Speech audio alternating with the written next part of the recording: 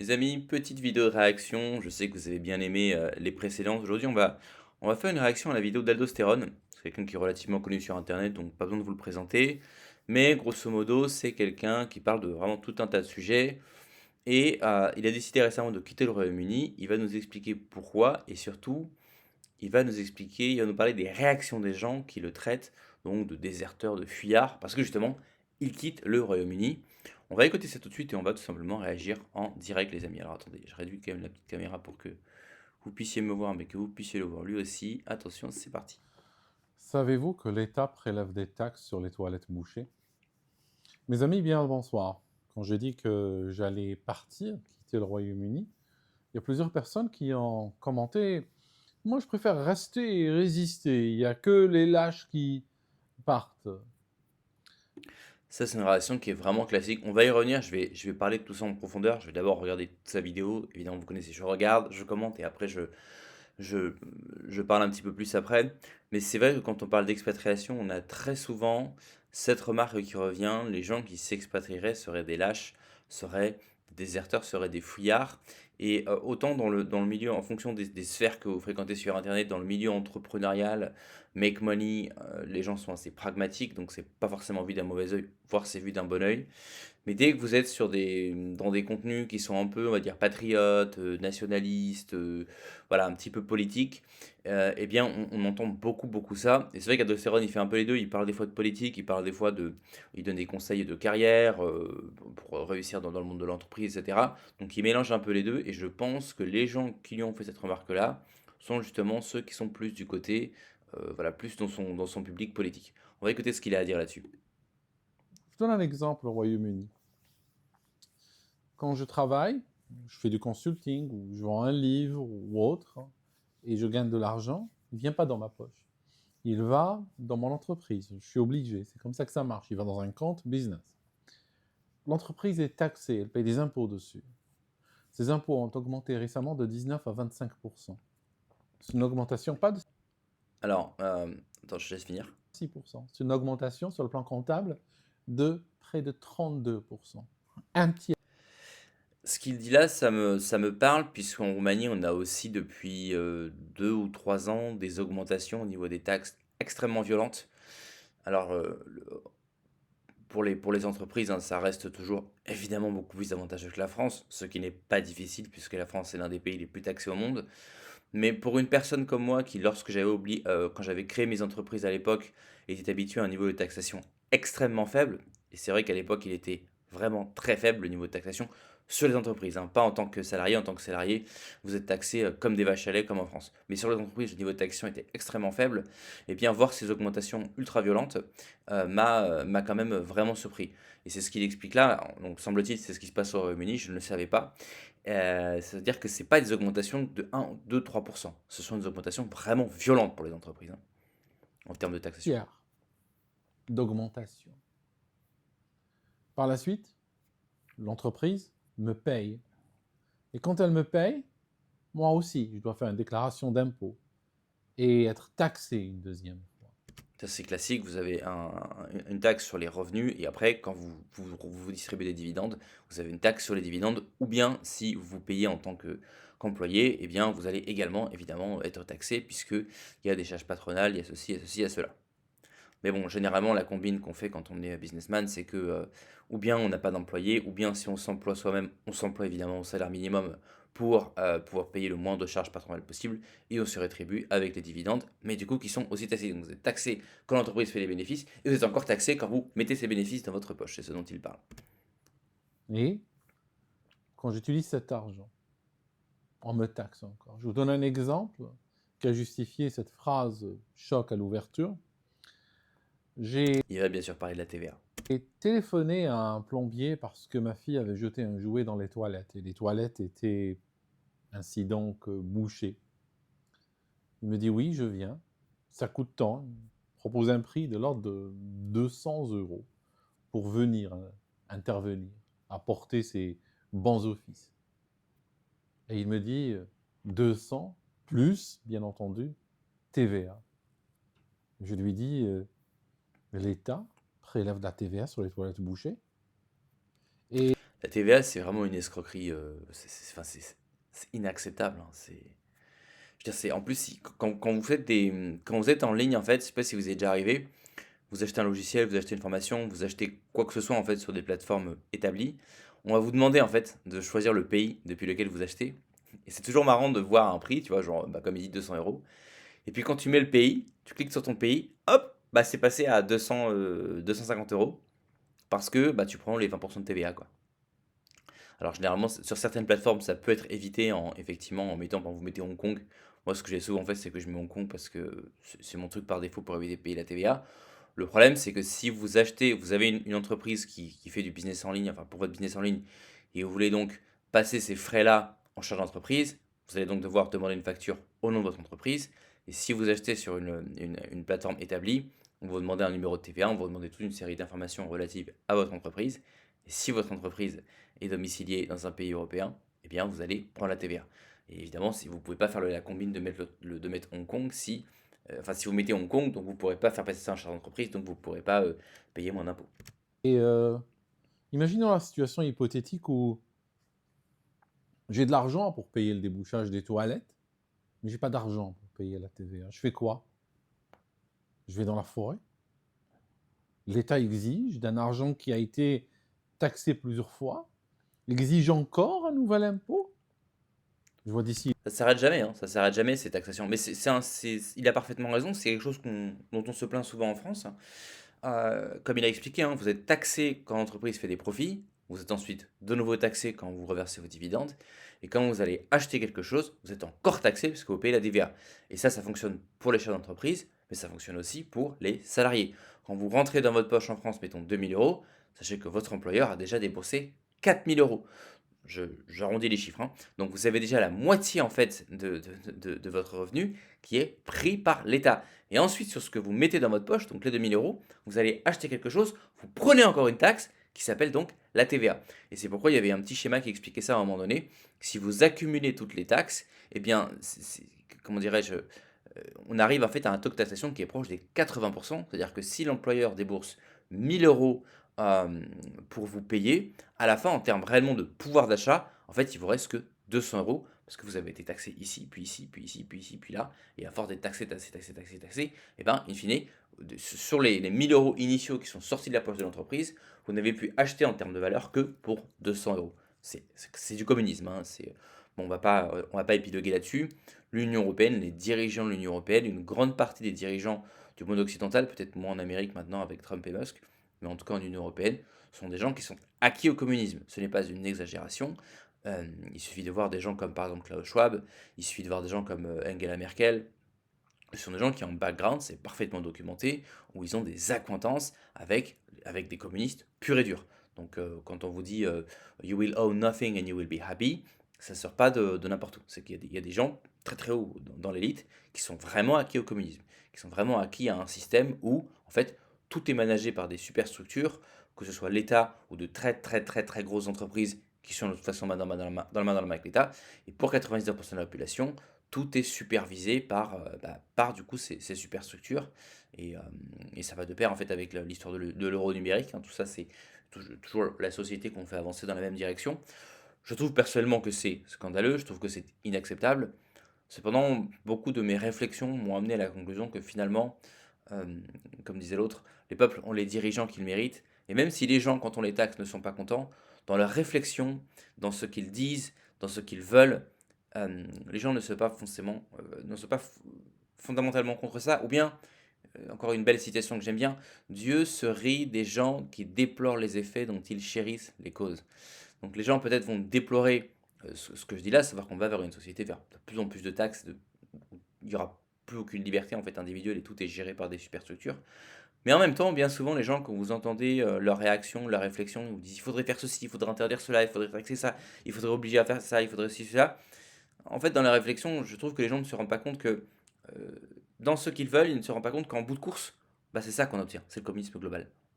Les comptables venir dans les commentaires. La TVA n'est pas un impôt, je m'en fiche. C'est quelque chose que je paye, qui Oui, les discussions là sur des bouts de mots, les changements de définition, on s'en fout, hein. sort de mon revenu. Donc, l'État exige une taxe sur les toilettes bouchées. Vous savez ce que j'ai fait? J'ai dit au gars, c'est pas la peine de venir. Je m'en occupe. C'était une affaire de principe. C'était plus une affaire d'impôt ou de toilette. Ça devenait une histoire de principe. Je dirais même, Moi, ça me surprend qu'à moitié, puisqu'en Roumanie, ce que beaucoup de prestataires font, c'est que ils arrivent, ils vous donnent le prix, et puis ils vous donnent le prix avec la TVA.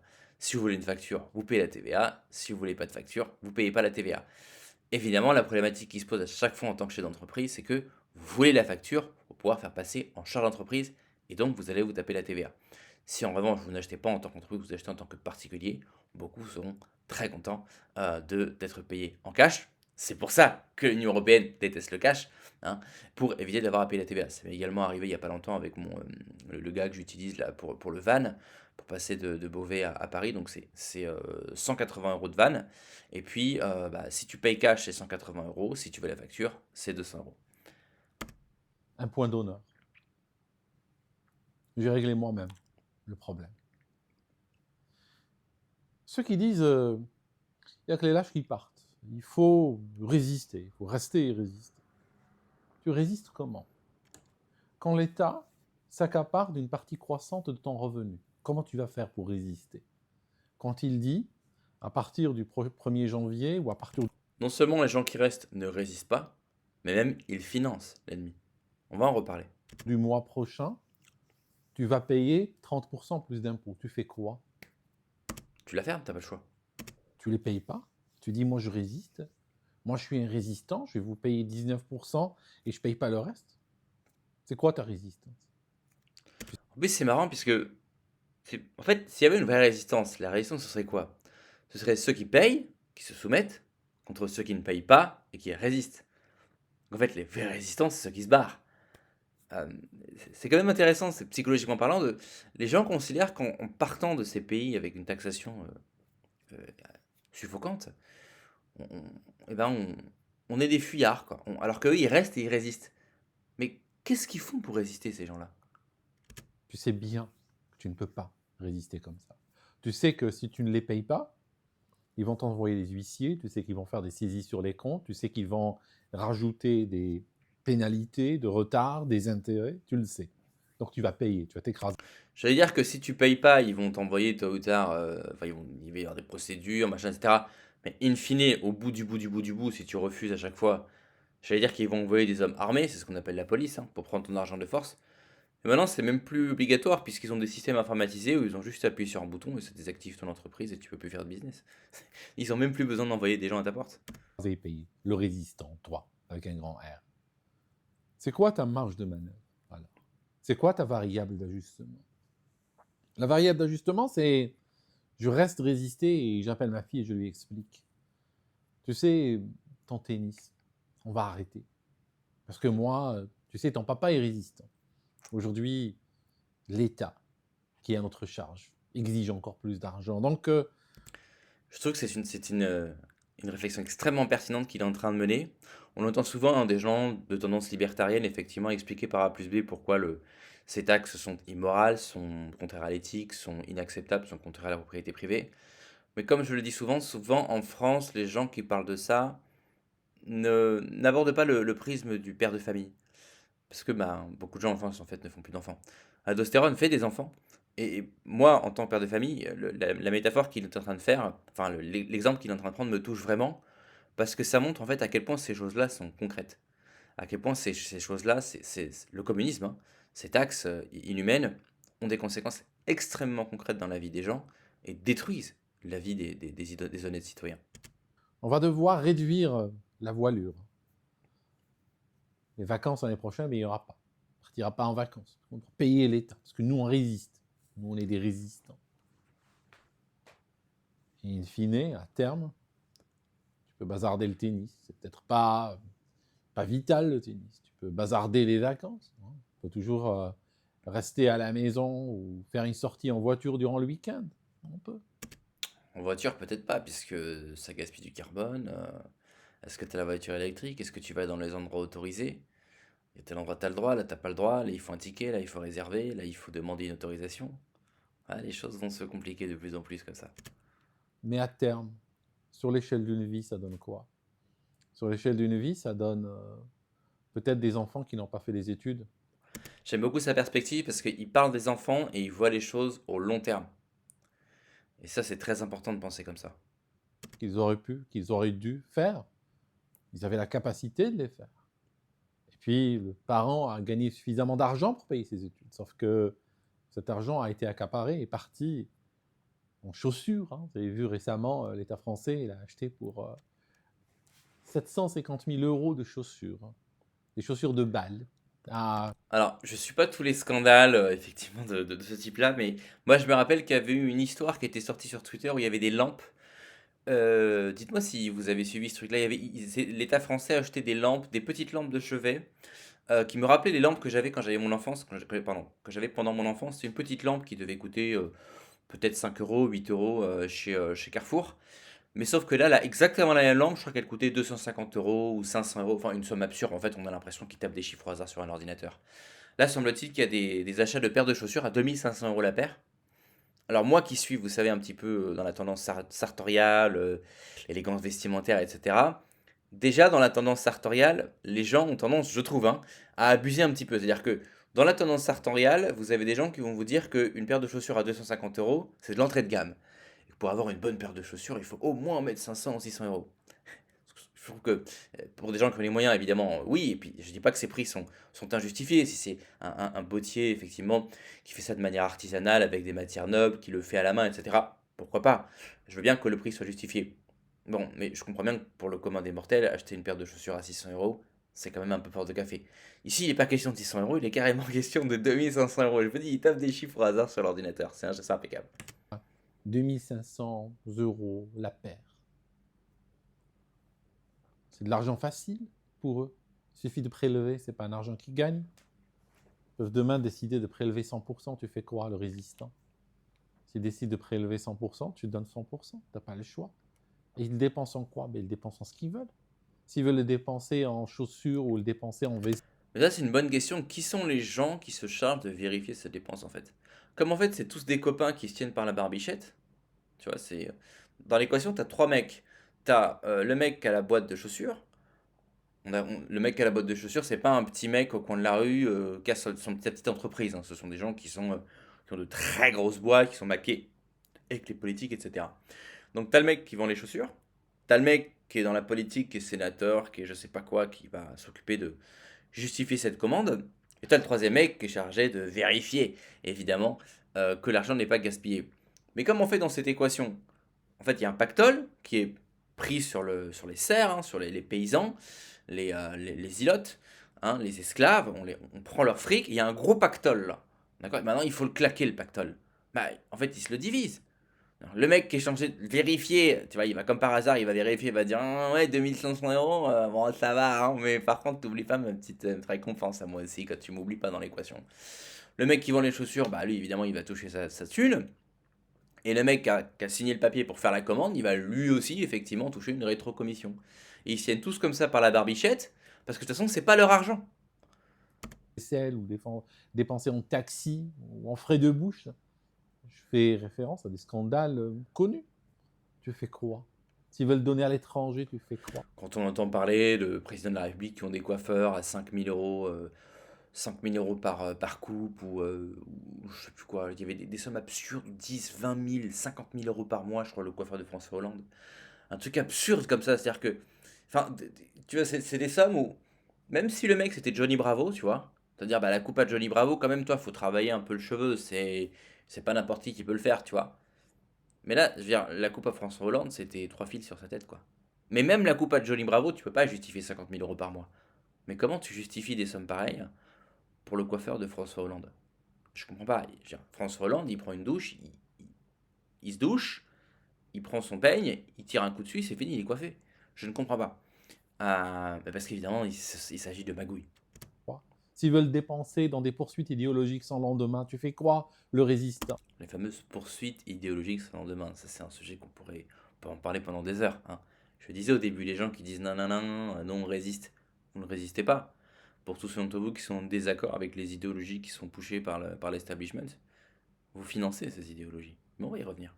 Tu t'écrases, tu prives tes enfants d'études, tu prives tes enfants de l'essentiel pour que tu finances. Non seulement tu les prives, mais tu vas financer des gens qui vont leur bourrer le crâne avec des trucs que t'aimes pas. Fais penser. Le futile à d'autres. Et à terme, sur l'échelle d'une vie, ça donne quoi sur l'échelle d'une vie? Sur l'échelle d'une vie de labeur où tu as donné une partie croissante de tes revenus à un État muni d'une administration tentaculaire, tous les jours plus coûteuse et tous les jours qui exige plus d'argent de toi. Je vais aller plus loin que ça. Je pense que non seulement, effectivement, on connaît les problèmes liés à la bureaucratie, hein, on sait, hein, un système bureaucratique avec beaucoup de fonctionnaires va avoir tendance à s'agrandir indéfiniment. C'est-à-dire que plus être fonctionnaire, plus on a besoin de fonctionnaires, et plus être fonctionnaire, plus on a besoin d'encore plus de fonctionnaires. Et donc c'est un cycle infini. Ça, c'est une mécanique de la bureaucratie. Mais l'autre problème qu'on a aujourd'hui, c'est que l'État est hostile au peuple. C'est pas simplement une dérive, ou c'est pas simplement des gens qui se disent allez, je m'en fous, j'ai juste envie de gagner de l'argent. Je pense qu'il y a beaucoup de gens qui dirigent nos pays qui sont hostiles. Ils recherchent activement à nuire aux populations qu'ils administrent. Ça donne quoi sur l'échelle d'une vie?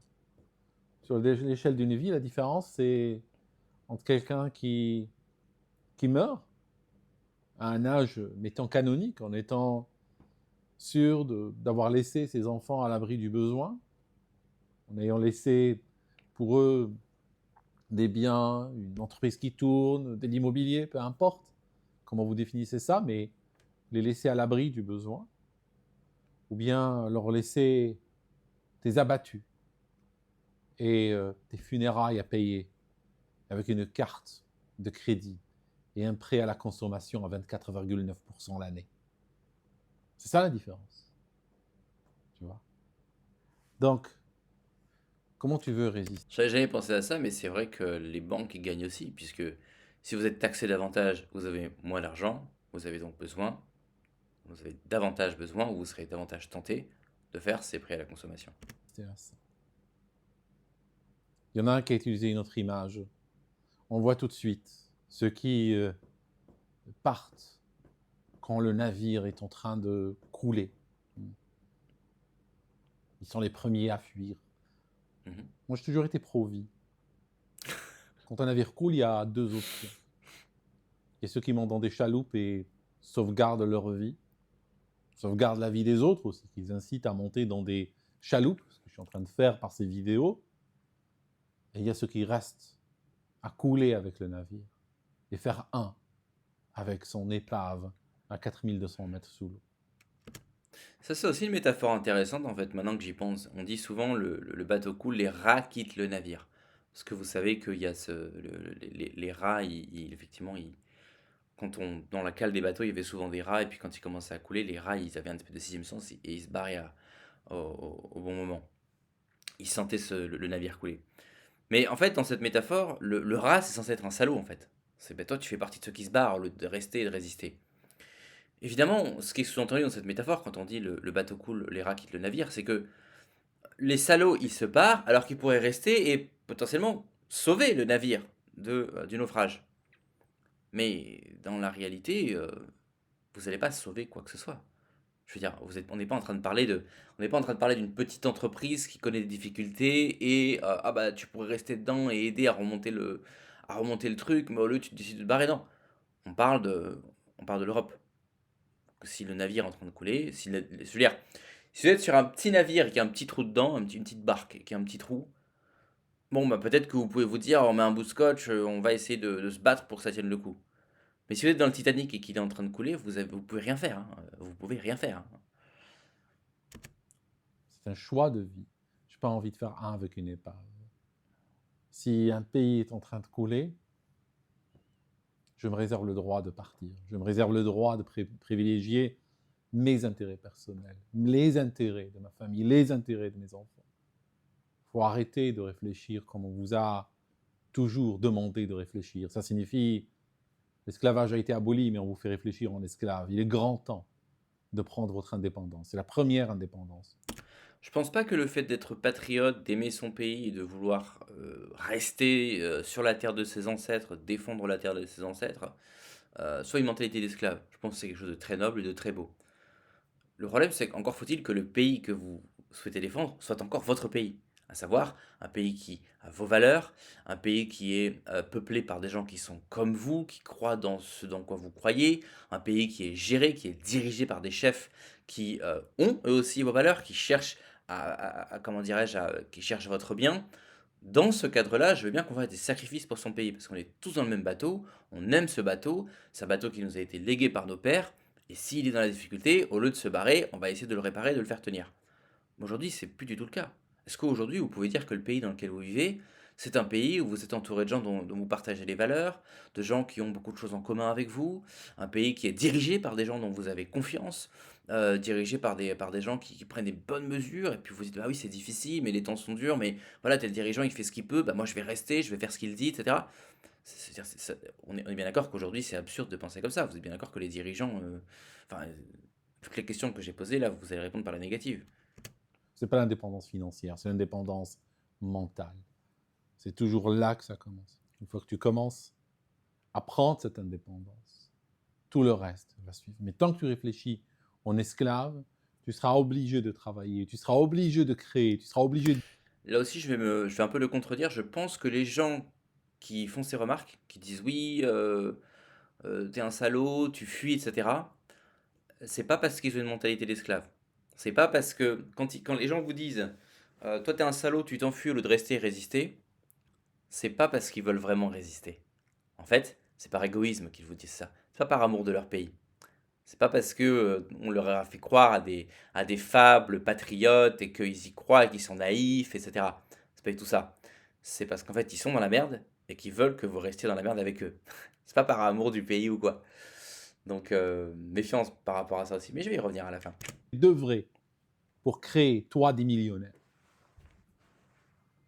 Tu es peut-être un smicard, mais tu fais des millionnaires. Tu ne le sais pas, mais beaucoup comme toi, réunis, travaillant ensemble, achètent des chaussures à 2500 euros pour un millionnaire. Ce choix, moi, j'ai pas envie de le faire. C'est ça. J'ai pas envie de faire ça. Simple. Je veux pas la résistance. Je te donne la résistance. Garde-la toi. Résiste. Moi, je te regarde de loin. Je m'éloigne, et puis, de l'autre bout du monde, je te vois résister. Tu me donneras tes nouvelles. On verra ce que ta résistance a apporté. Merci, mes amis. On se voit dans une autre vidéo. En attendant, réfléchissez à vos intérêts, ceux de votre famille, et soyez honorables. Voilà, donc on arrive à la fin de la vidéo de l'aldostérone et je vais parler un peu plus en profondeur de les gens qui disent non, non, non, il faut résister, vous êtes des déserteurs, etc. Pourquoi fondamentalement les gens disent-ils cela? Pourquoi lorsqu'on veut quitter un pays dont on considère que il va dans la mauvaise direction, on entend ces remarques-là? Je pense que fondamentalement, c'est parce que les gens qui vous disent ça, il faut comprendre qu'il y a toujours une différence, enfin, il y a très souvent, pas toujours, mais très souvent une différence entre les réelles motivations des gens, qui des fois leur sont inconnues à eux-mêmes, parce qu'il y a un travail d'introspection qui n'est pas fait, et le vernis qu'on met pour expliquer nos motivations de manière polie. Quand vous êtes deux dans un pays. Jean et Marc sont tous les deux en France, par exemple, ou au Royaume-Uni. Et Jean et Marc sont d'accord de dire qu'il y a un problème dans ce pays, ça va pas. Et Marc décide de se barrer. Et Jean dit à Marc, ouais mais toi tu résistes pas, tu restes pas sur place pour résister comme moi, tu fuis, t'es un déserteur. Est-ce que quand Jean dit ça, il est réellement soucieux de cette résistance? Est-ce qu'il est vraiment en train de se dire, mais regarde Marc, tu vois, on aurait pu faire quelque chose sur le terrain, on aurait pu résister de telle manière, on aurait pu, prenons une métaphore militaire, on aurait pu construire des tranchées, on aurait pu résister à l'ennemi, on aurait pu, en étant dans une vraie bataille hein, militaire, le fait d'être présent et armé, bien sûr, bah, c'est une véritable résistance, puisque chaque balle que vous tirez, ça fait potentiellement un ennemi en moins. Mais Jean, lorsqu'il dit à Marc qu'il ne résiste pas, a-t-il réellement ce souci de la résistance? Je pense qu'en fait, il n'en est rien. Quand les gens disent vous ne résistez pas, ils s'en foutent de la résistance. Ils ne résistent pas et ils ne cherchent pas à résister. Ils ne se sont jamais demandé comment résister. Simplement, ils voient que, tiens, ben, leur camarade de galère, lui, il s'en est sorti. Ou bien il peut peut-être s'en sortir. Parce qu'effectivement, le fait de s'expatrier, c'est pas non plus, comment dirais-je, c'est pas on va au paradis. Hein. Il y a aussi des galères, il y a des challenges. Peut-être que le pays qu'on a choisi va pas convenir. Peut-être qu'au début ça va bien, puis après ça va plus. Peut-être qu'on a mal du pays. Peut-être que on embrasse l'inconnu. Hein. Mais Jean, qui reste bloqué, il voit que Marc cherche des solutions, se barre, et quelque part lui dit, écoute, moi cette galère, je n'ai pas envie d'y rester, c'est fini. Et Marc et Jean se retrouvent seuls en fait. Jean se retrouve seul dans la galère. Et c'est ça qui le dérange. C'est pas de résister, c'est d'être tout seul dans la galère. Vous connaissez le proverbe, on est toujours moins malheureux quand on l'est à plusieurs. Jean n'a jamais eu l'intention de résister, Jean n'a jamais résisté. Jean ne peut pas résister. Mais par contre, ça fait bien chier Jean de voir Marc se barrer. Parce qu'il se dit, bah voilà, bah lui, bah il est plus dans la merde alors que moi si. C'est une question purement égoïste. Comme l'illustre très bien l'aldostérone, euh, concrètement, quelles sont les résistances? Et souvent, comme je le disais, on entend ces remarques-là plutôt dans des gens qui sont plutôt politisés. Hein. Moi, ce que j'ai souvent dit à ces gens-là, c'est quelles sont les résistances concrètement que vous avez lorsque quand vous restez sur place? Il n'y en a aucune.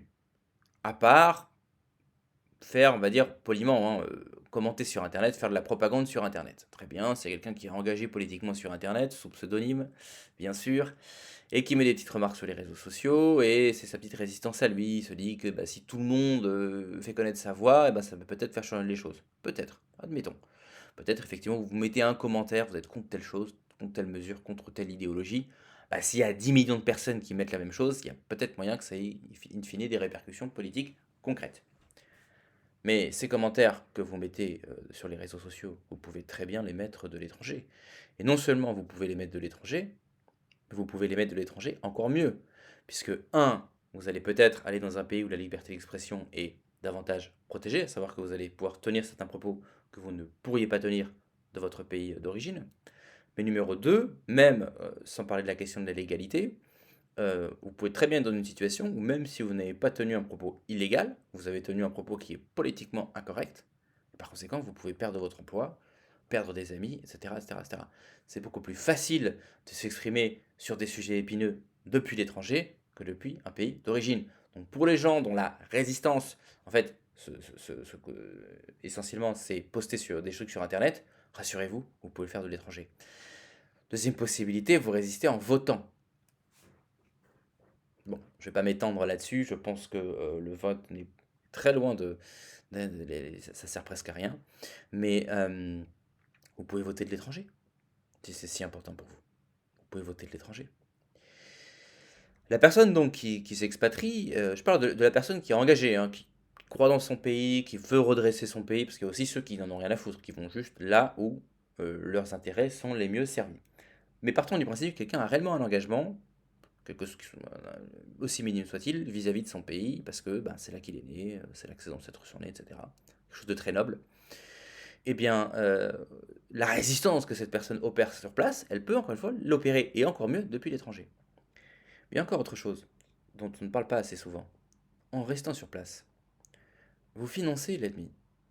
Ce gouvernement que vous n'aimez pas, ces idéologies qui sont promues, cette immigration incontrôlée, euh, contre laquelle vous luttez, ou en tout cas que vous fustigez. Tout ça, ça n'est rendu possible que grâce à vos impôts. Tous ces films bidons là, qui sont faits par les studios français, là où c'est toujours les mêmes films à la mort moelleux avec enfin, de la propagande extrêmement vulgaire, c'est des ficelles qui sont énormes, ça, ils essaient même pas de faire ça subtilement. Il y a 300 personnes qui vont voir le film. Comment c'est possible de faire des films où il y a 300 personnes qui vont les voir? C'est parce que ces films sont subventionnés. Et d'où la France tire-t-elle ses subventions pour faire ces films infâmes? Pour faire ces spots publicitaires où vous avez Jean-François et Alphonse qui font du harcèlement de rue? Hein, où ils tirent l'argent pour faire ces trucs-là? Bah avec vos impôts. Aldostérone nous dit qu'il est pro-vie. Je vais essayer d'utiliser les mots qui soient pas trop flag sur YouTube, mais les opérations qui consistent à mettre un terme à une grossesse, hein. C'est peut-être contre ça. Euh, ou bien les opérations qui permettent de changer, comment dire ça poliment, de changer d'équipe. Voilà, passer du bleu au rose ou inversement. Ces opérations sont parfaitement remboursées en France par la sécurité sociale. Avec quel argent? Avec l'argent de vos impôts. Si vous êtes contre ce que le gouvernement fait, sachez qu'ils ne peuvent le faire que grâce à votre argent. Si demain, un individu qui a vos idées, qui est d'accord avec vous, un ami à vous, euh, dans une certaine ville de France, tient un propos sur Internet qui est illégal. Et vous savez qu'au Royaume-Uni, il y a des gens qui sont vraiment, enfin ça arrive en France, mais j'ai l'impression que ça arrive encore plus au Royaume-Uni. La police va vraiment chez les gens pour les arrêter suite à des propos tenus sur Internet, hein. Quand la police va arriver chez quelqu'un qui tient les mêmes propos que vous, ou qui partage vos idées, quand cette personne va être arrêtée, parce qu'elle a tenu ces propos, que ce soit le fonctionnaire de police qui est dépêché sur place, que ce soit la panoplie de fonctionnaires, les juges, les avocats, les juristes, les ceci, les cela, toute cette machine qui va être mise en branle pour briser ce pauvre homme. Comment cette machine est-elle financée? Grâce à vos impôts. C'est parce que vous êtes resté sur place que l'État français a les moyens de mener ces opérations. Alors que si vous étiez la même personne mais depuis l'étranger, au moins vous pourriez vous dire, l'argent qui a servi à l'arrestation de mon camarade, ce n'est pas le mien.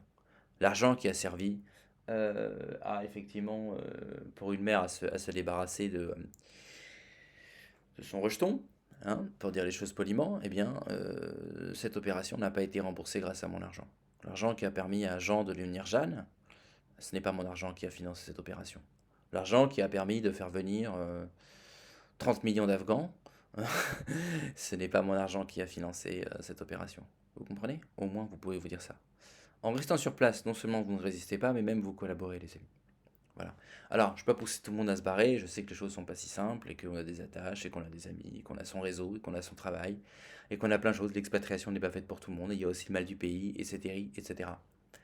Mais les gens qui disent bêtement comme ça, ah bah tu pars, tu ne résistes pas, j'aimerais que vous réfléchissiez un petit peu plus avant de sortir des bêtises pareilles. Vous n'êtes pas sur un champ de bataille, les amis, vous n'êtes pas armés, vous n'êtes pas dans une bataille militaire. Vous êtes juste un gueux, un paysan, un cerf, qui travaille, qui paye ses impôts et qui fait ce qu'on lui dit de faire. Et je ne vous jette pas la pierre, vous n'avez pas le choix. Voilà les amis, c'est la fin de cette vidéo. Si l'expatriation vous intéresse, vous êtes sur la bonne chaîne. Vous savez qu'ici justement on parle de libération financière, on parle de libération géographique, on parle de business, on parle de mindset et on parle d'expatriation. Ça se passe évidemment sur la chaîne, mais aussi dans le lounge. Le lounge, vous pouvez accéder au lounge, c'est le nom de ma newsletter, en commentaire gratuitement. Je vous envoie régulièrement des conseils, des tips actionnables, concrets, courts, précis, blindés d'énergie euh, euh, pour effectivement réussir à acquérir cette fameuse liberté financière, cette fameuse liberté géographique, donc à monter les business, etc., à reprogrammer votre cerveau pour effectivement vous libérer de tous ces carcans idéologiques, ce carcan socialiste, ce carcan gauchiste qu'on a en France, et du coup mettre en place les bases de votre libération financière à l'abri des regards indiscrets, c'est-à-dire à l'abri des cochons, à l'abri des rageux, à l'abri du fisc et à l'abri de vos concurrents potentiels. Donc ça se passe en commentaire, il y a déjà plein d'articles auxquels vous pouvez accéder gratuitement à partir du moment où vous êtes inscrit. Il y a aussi des petits trucs, des petits goodies à télécharger gratuitement. Je vous parle effectivement d'Airbnb pour ceux qui veulent un business clé en main. Et aussi d'autres choses, d'expatriation bien sûr, de business en général, de mindset. Ça se passe en commentaire, cliquez, inscrivez-vous, c'est gratuit. Et on se retrouve la prochaine fois pour un nouvel épisode sur Impère Digital. Ciao.